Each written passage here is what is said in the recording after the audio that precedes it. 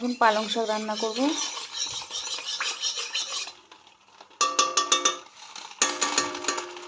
পালং শাকের জন্য এই যে বড়ি, বেগুন, পালং শাক, এর মধ্যে আমি একটু কাঁচা লঙ্কাও দিয়ে রেখেছি। এর মধ্যে খুঁজে পাচ্ছি না এখন কোথায় আছে, এর মধ্যেই আছে কাঁচা লঙ্কা। আমি প্রথমে বড়িটা ভেজে নেব। বড়িটা একটু সুন্দর করে ভেজে নেব।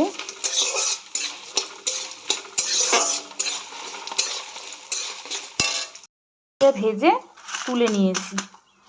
এবার ওই তেলের মধ্যেই একটু মেথি ফোড়ন দেব।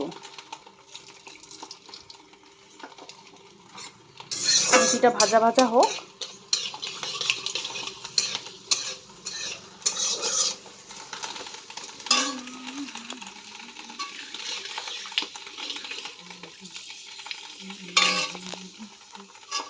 মেথিটা ভাজা ভাজা হয়ে গেছে। এবার আমি বেগুনটা দিয়ে দেবো।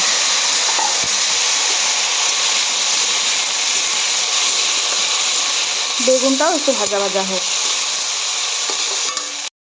বেগুনটা ভাজা ভাজা হয়ে গেছে।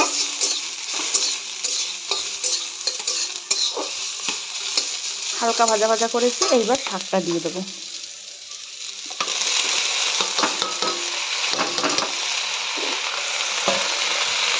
শাকটা দিয়ে দেবো।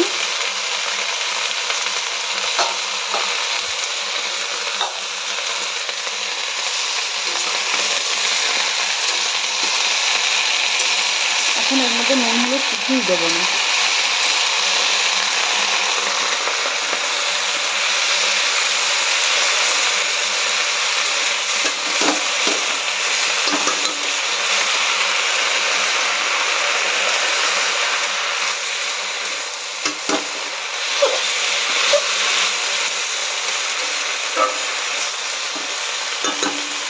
এবার এটা ঢেকে দেবো।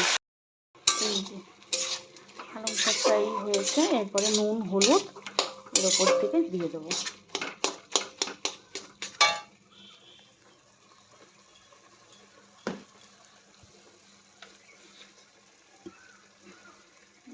লবণ,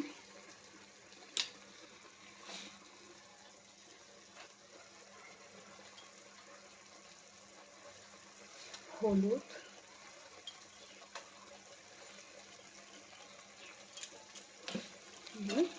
আবার থাকবে। এইভাবে রান্না করলে খুব সুন্দর গন্ধ ওঠে। যেহেতু মেথি দেওয়া হয়েছে তো খুব সুন্দর একটা গন্ধ ওঠে।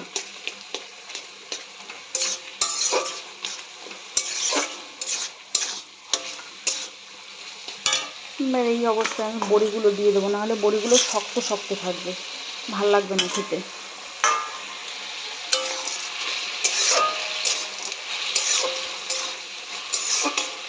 এবার এটাকে পুরো শুকনো শুকনো করে নেব। একদম শুকিয়ে নেব, তাহলে খেতে খুব ভালো লাগবে। আমার মেয়ে এইভাবে খেতে খুব ভালোবাসে। আমার হাজব্যান্ডও খুব ভালোবাসে এইরকমভাবে পালং শাক রান্না করলে। এটা পুরো শুকিয়ে নেব। ঝোলটা শুকাতে থাক।